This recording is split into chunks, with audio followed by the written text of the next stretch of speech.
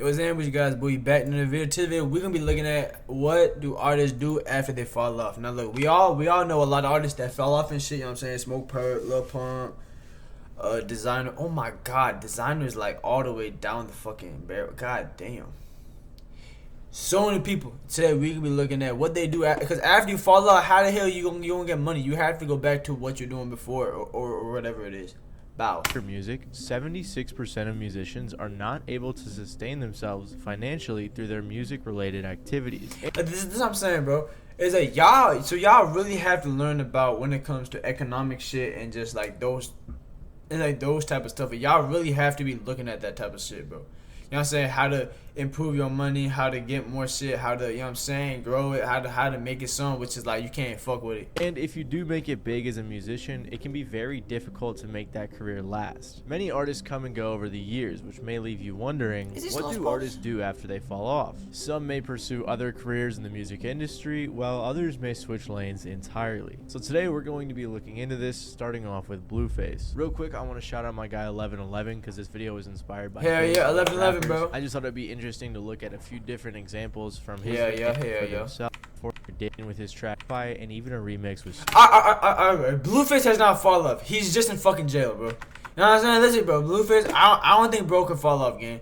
Cause you know how much views him and Krishan be getting, bro. I'm talking about like they would go on the Kyle stream, they would just go pop up, bro. Blueface cannot fall off, man. Like Blueface is basically one of them ones. He ain't gonna fall off. Blueface's strange style. He went to jail, bro. Where many thought it sounded like he was rapping off beat really caught people's attention. He then dropped the track "Bleed It," which I honestly forgot about till researching this video. But that track was a banger. He continued his run by dropping the song "Tatiana," which I'm sure you guys remember. It got remixes from Cardi B and YG, and collectively all the versions of that track have racked up hundreds of millions of streams. Damn. But he was still hot. He was planning on releasing his debut studio album "Find the Beat," which was kind of a meme title based on what people were saying about his music. But the album got delayed a few times, and when it did release in 2020, it only sold 12,000 copies first week, which wasn't that great. And this is when his fall off seemed to begin. Part of this, in my opinion, was all of his controversies, which seemed to draw the attention away from his music. He said himself in an interview with the New York Times, getting to this point probably took about 25% music. He attributed the rest of his success to marketing, promotion, and being yourself. Yeah, like I said, Blueface was great at this part because he was great at marketing and promoting himself. Listen, man. If you could be yourself and you could pop off, gang, you already good. You don't gotta worry about shit in life. If you could just be yourself and if you could just, like, it's just kind of how you are and you could pop up, that's the easiest shit. But if you have to force this shit out, gang, don't do anything which you have to kind of force it out of it. You know what I'm saying? Like you know what I'm saying? When it comes to like personality, when it comes to these type of shit, gang, like it should come naturally to you. You know what I'm saying? Talking about shit and like, all that stuff. It's just like it should come to you naturally, or you should have like a natural, like, you know what I'm saying? On the internet. And he did a lot of things outside of music that helped keep his name in the headlines. So as money was likely slowing up along with his numbers music wise, Blueface decided to launch an OnlyFans. But it wasn't your conventional OnlyFans in the way you might be thinking, because Blueface created a reality show on there called Blue Girls Club. It was supposed to be similar to the reality TV show called Bad Girls Club, and according to Business Insider, the show, shot in October 2020, followed 10 women over 18 episodes in 21 days as they fought, played... Oh, I've seen this. I do not subscribe to his OnlyFans. Stop. Relax. But like, I'm saying that I've seen these clips on fucking TikTok. Like, what's it called? They be fighting this shit, bro. Drinking. Bro, people watch this shit at school, bro. This shit crazy. Bro, people watching this shit at school. What games and hung out in the same house with the rapper. Instead of a cash prize like most shows, the women were promised that they could promote their social media profiles and possibly get famous. To watch the show, you had to pay $50 a month on a subscription to his OnlyFans page. The show was actually extremely successful for Blueface, and he made over $800,000 in less than a year. He said on IG, "If you can find a way on OnlyFans without showing your private parts, I highly recommend. Crazy work, good salary." Honestly, again, like, you already know, I'm very much like OnlyFans. OnlyFans is weird and shit. But, hey, bro, he didn't, you know what I'm saying, show his shit or whatever. So he just made a reality show, so I clapped it up for that. At least he didn't. Blueface was able to leverage his previous fame into a new stream of revenue. And Blueface really demonstrated the power of social media and making money off of it. However, that doesn't mean his show came without controversy. According to Business Insider, at one point there were 4,000 users signed up paying between $30 and $50 a month. So he was making well over $100,000 a month. And apparently, the girls weren't seeing any of this money. It was a very very poorly put together production. There wasn't much food for the girls. There was tons of alcohol. They took the girls' phones, and there was constant fighting. Krishan Rock, who actually met Blueface on the show, lost a tooth. One girl business. So they started kicking off on the show? That's Insider interviewed said that the security guards would instigate fights. Apparently, there were 14 big fights that were posted on the OnlyFans, with more off camera. One person on Reddit said, "I watched the whole first season. There literally is so much to say about it. There's barely any rules set in place for real, and it makes no sense what their goal actually is. Even the girls are confused sometimes on what exactly they win. The formatting makes no sense, and I could get further into it, but it's not nearly as important as how he's not put a single thought into the care of these women." Throughout a couple of episodes, they basically like hoes and shit, so I mean still you should still take care of her, but like the girls confront Blueface and his friends about what they're going to eat, when is food going to get there, etc. He got these girls beating on each other at 7 a.m. and eating Cheetos for dinner. In the first I'm sorry, it ain't funny, but it kind of is, gang. Like, he got these girls beating each other up at 7 a.m. and eating Cheetos for dinner. Two of the girls already had broken. Damn. 72 hours, two of the girls already had broken teeth and bones. Eventually, those two of the girls did get signed to Blueface's label, but he didn't help anyone's careers like he had promised. So basically, while he may have made bank, the show was a disaster. Eventually, when the show was over, Blueface pivoted to a bunch of other things like celebrity boxing, and of course, after meeting Krishan Rock on the show, they began dating and had an extremely publicized and controversial relationship. Yeah. Most recently, he actually landed himself in prison with a 3-year sentence. So while his pivot worked, attempted murder for 3 years. What the fuck type of? He must have had his fucking lawyers paid good, gang. You brought an attempted murder charge for 3 years, gang. If I go to someone's house and take a fucking orange, then they could charge me for robbery. You know what I'm saying? Like, if I go with like a Nerf gun and I take an orange, I would get more time than this. While his inability to avoid controversy and legal issues ended up winning in the long run. More on that in a future video. So while Blueface was able to pivot and make some good money, he ended up making some bad choices. But MC Hammer did the opposite. MC Hammer is an artist who actually started out in a Christian rap group called the Holy Ghost Boys back in the 80s, which is interesting to keep in mind going forward. He was also rapping solo on the side, and by 1986 decided to put out his first album as MC Hammer. It sold 60,000 units, and Hammer got his first taste of success. But Hammer decided to go a bit more commercial on his next project. He further developed his flashy style with the Hammer pants, which were actually named after him, which is pretty cool. And then in 1988, he released the album Let's Get It Started. Well, who the fuck is this guy? I'm sorry, I don't know him, so I ain't gonna react to his ass. If I don't know him, New Radicals. Fetty Wap!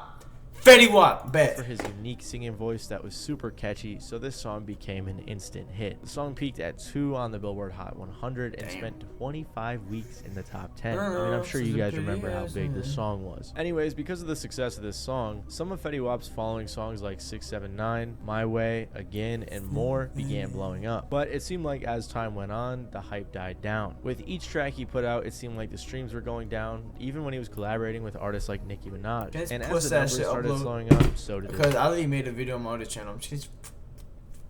It said 40 minutes. That's just fucking dying. Especially because he had so many expenses from his lavish lifestyle. I went to the bank again, and that shit was like, hold. I'm like, what the fuck? What the fuck do that mean? So you try to take money out and they're like, oh no, there's a hold on it. Yeah, and then I went to call to my other account, like, yo, can you send me this? He's like, yo, bro, I gotta talk to you. And I'm like, what you talking about? And yeah, so for like, I think for like 6 months, yeah, I was broke, bro. Damn, they had your whole like account on freeze. It wasn't like no taxes shit or nothing. Nah. Like that. Damn, so you just, and by the way, this happens a lot of like. But this some bullshit. Is it because he probably sold crack or whatever, and he kind of flushed the money in there? I'm thinking he must have, you know what I'm saying? Because you know, like, he got arrested for selling shit. So I'm just saying he probably like sold weed or some shit, and he probably just circulated the money in it. Like, you know, entertain, like, you don't know, I'm not doing paying it, so much fucking bills. You don't know exactly what your name is on, what you owe. I was doing like 150,000 a month in bills, but I was, see, that's the dumbest shit I was doing. Like 150,000 in bills. Gang, I would live in a fucking 2-bedroom apartment, even when I made it. You know what I'm saying? I'm still, you know what I'm saying? Like, the fuck. If I had, bro, cause you gotta, you know what I'm saying? Like, I'm scared of going broke. I'm never going broke again. I swear to God, like that shit real. You can never go broke. Matter of fact, yeah, if I had to, Life is just fucking sucks ass. it was jewelry and like apartments. I had a lot of fucking apartments. Fetty This is seemed good. like he was a good dude who was really trying to put his friends on, buying them stuff like apartments, jewelry, bringing them on stage, and putting them on songs. Fetty would travel with 15 to 30 people, paying for all of their expenses, buying them all chains, spending $45,000 on jeans just so everyone could have a pair, bringing them all on stage during his shows. He wanted to show everyone the lifestyle, not because he felt pressure, but because he genuinely loved his people. There was even this whole controversy where Fetty got a remix to 679 with Drake. Wait, hold on. Where the hell is Fetty Wap from? He from New York, some shit, right? Oh, he from New Jersey. Okay. But Drake's team didn't want Fetty's friend Monty on the track, so Fetty never officially put out the remix, which definitely hurt him commercially. So as I'm sure you guys could imagine, with all the money he was spending, like $150K a month, Fetty started going broke. He even responded to the criticism when he started falling off with someone saying in his IG comments, "I actually don't know how you fell off." To which Fetty Wap said, "Bad business managers, greed, and selfishness. But it's almost over. I got rid of all that goofy shit around me. Now I can focus on..." Listen, bro, save your money, gang. Like I get it, you from the trenches. Like I get it, gang. Like, yes, of course, you know what I'm saying. You see some shit you wanted when you were a child, and you gonna buy it, but you gotta also have this shit maintained to a point that, alright, I'm not gonna buy some crazy shit, but I'm also not going back on the block or basically going back to the fucking trenches. You know what I mean? I'm finna stay in like a nice area. You know what I'm saying? I got TV with me. I got PS5. You know what I'm saying? I just smoke. I can just smoke my gas and just, you know what I'm saying? Music, Like, and I'm going the fuck up. Just watch. And to be fair, Good, he I did hope have so. a mini comeback with the banger Sweet Yams in 2022, but unfortunately, it was all for naught because in 2021, Fetty Yeah. Wap was arrested on drug charges. Yeah, this See, when thing. Fetty Wap began declining, he started selling drugs. Then, when he was arrested in 2021, he was indicted on charges of 1 count of conspiracy to distribute and possess controlled substances. They said, as alleged, the defendants transported, distributed, and sold more than 100 kilograms of deadly and addictive drugs, including heroin and fentanyl, on Long Island, deliberately continuing the opioid epidemic that has devastated our communities and taken too many lives. His lawyer said that he had been supporting relatives and kids with the money that he made from it, and he said to the judge, "I only ever wanted to help my family. I never asked myself if it was all the way right." I only ever wanted to help my family. That's real. And Mr. Maxwell told the judge, "I never asked myself if it was all the way Also, right." prosecutors were trying to say that the song Sweet Yams was about drugs, which is so dumb. It was Yeah, clearly about no. yams. But the judge pointed out how Fetty Wap was only involved with the drug stuff for like 6 months, so he only got 1 year above the minimum, which was a 6-year sentence to prison. He's since said in an interview with XXL, "Nobody made me do it. Nobody forced me to do it. When I put myself in that situation, I really think for the long run. I'm thinking I could just run up a few $1,000,000 and I'm going to be good forever." So it's definitely kind of sad how he lost all his money and his career, and the fact he has kids too and is locked up for 6 years. So hopefully Fetty can get out early and get back to making Get some back bank. to it, gang, because this is sad, bro. Don't get in jail, you know what I'm saying? Like, just... Wahlberg's older brothers, Robert and Donnie. Wait. Yeah, because Mark Wahlberg ventures in music. Now, you may think I'm crazy putting Mark Wahlberg in here, but hear me out. Because Mark Wahlberg was Marky Mark before he got into acting. Hey, yo, what's up? This is me, Marky Mark, my man HB, and you're chilling on Team Vit. So Mark Wahlberg's older brothers, Robert and Donnie, were actors and singers respectively. Donnie was one of the founding members of New Kids on the Block when he was just 15. He let his younger brother Mark join the group when Mark was just 13, but Mark left pretty quickly because he realized he wasn't that good. Ironically, after committing a spree of racially motivated attacks in the late 80s, Yeah, I heard that, gang, because he from Boston and shit. And, like, basically, he would just go throw rocks at, like, black kids. And he would throw rocks at black kids, and he would say some crazy shit. But, I look, bro, like, he said some fucked up shit, but I feel like he changed now. You know what I'm saying? Change is always necessary. Like, you know what I'm saying? Whenever I look at someone racist, I'll get mad. I'm like, this dude's a bitch. But at the same time, it's just like, I kind of hope he finds his way, and when he finds his way, I forgive him. Once he actually realizes his action wrong, I mean, think about it, gang. I mean, look, he makes movies with like Kevin Hart and all these different people. Like, if he really felt that way, he wouldn't do it. He would not do it. You know what I'm saying? He changed. He's good now. Like, y'all gotta like respect change, bro. I don't care if it make me seem like a bitch or whatever, gang. He changed. You know what I'm saying? I'm fucking Asian, gang. Like, that Asian hate shit is real, like real shit, gang. That it be gaming tight.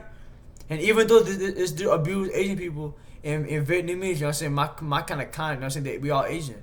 it's still kind of like, you know what I'm saying, that was his past. People improve. Everybody gets a second chance. He got a second chance, and he made it sound crazy. As a teenager, The Mark fuck? decided to become a rapper. In 1990, Mark began making music with Scotty G, Hector the Booty Inspector, Ashley Ace. Alright, what type of freaky ass name is that, bro? You freaky ass Mark began making music with Scotty G, Hector the Booty Inspector.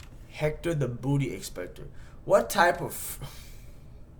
You couldn't have thought of any other name? That's what you came to your conclusion, bro? Ashley Ace and DJ T. They were called Mark. He was probably like a sex offender when he was a kid or some shit, and he just started touching everybody. Mark And then you got that name. the Funky Bunch. By this point, New Kids on the Block was already fairly popular, and I could be totally wrong about this, but it is possible that their popularity helped out Marky Mark and the Funky Bunch, although Mark would disagree. Now, I mean, my brother has a lot of success and stuff, and I have an album coming out, and I worked hard for it, though, you know what I'm saying? A lot of people will think, oh, his brother's rich and this and that, you know.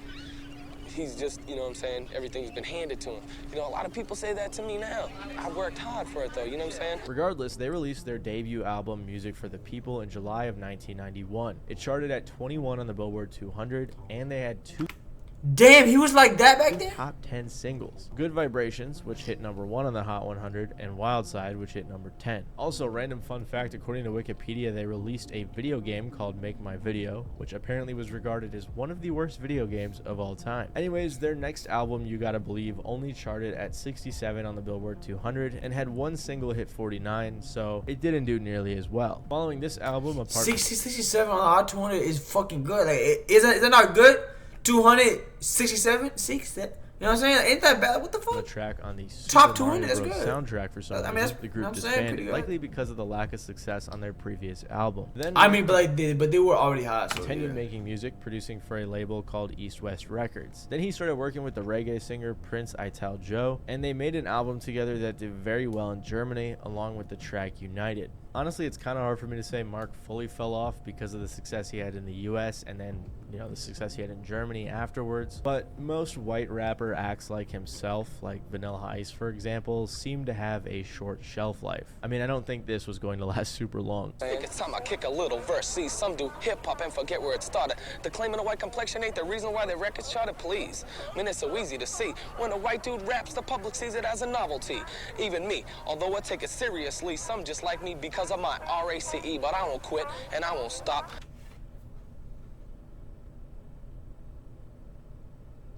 I'm glad he's an actor, bro. Cause I'm so glad he changed his ways. Cause what the fuck? And it's so easy to see. When a white dude raps, the public sees it as a novelty. Even me, although I take it seriously, some just like me because of my RACE, but I won't quit and I won't stop. Cause I do seriously, some just like me because of my RACE, but I won't quit. I mean, you did kind of throw shit at like Asian kids and shit, so. And I won't stop, cause I do hip-hop records just because I love hip-hop. So Mark decided to That shit pivot. was fucking. First of all, people That shit was actually worse than Will Smith's fucking freestyle on the. Yeah, that shit was worse. thought he was sexy. I mean, I even saw people calling him a sex symbol of the 90s. So he did some modeling for Calvin Klein. He actually was picked out for this sponsorship because of him displaying his physique in the Good Vibrations music video, which is really He's interesting. good, like, he But works the for thing his people know physique him is most good. for is acting. Good job, It's bro. likely because of his connections from his I'm so brother. glad that, bro. I just feel like, bro, the one of the most beautiful shit in life is change, bro. Like, y'all don't understand evolution and becoming a better person is like someone's like, I'm proud of you, Mark. You know what I'm saying? I get it. Like, I'm Asian and shit, and I know, but that was your past and you improve, and that is the best thing. A motherfucker that was on some bad stuff, he grew up around racist people. That's how he was racist. His brothers were probably racist. His dad, his parents were probably racist. They probably told bro about all this stuff. So when he's a kid, he gets influenced by it. But he finds his own way, and then he learns that, oh, this shit wrong, and then he's now like, you know what I'm saying? Yeah. Others, and also being relatively popular in the music industry, he was able to start acting in 1993, and throughout the 90s he started landing bigger and bigger roles. It was after his first role in The Substitute that he dropped the name Marky Mark, and it seemed like he made up his mind about being an actor instead of a rapper. And honestly, I'm sure you guys know how successful Mark Wahlberg has become after becoming an actor, and maybe you've eaten one of his burgers over at Wahlburgers. They're pretty good, I'm not gonna. They are good. I had one in DC. I was with my dog named in DC. Yeah, bro, that shit was like. So we had on Saturday we had Shake and Shack, and then the second one we had the monkey burger. It wasn't exactly in DC, but it was on the border of basically Maryland and DC. It was kind of like somewhere like on the borderline. We had I don't So know. It happened 2 years ago. Interesting to see how he used his previous popularity and success to pivot into some modeling, but a lot of acting. And I think it's interesting to see how all of these. I'm seeing this video. This dude's talking too much, bro.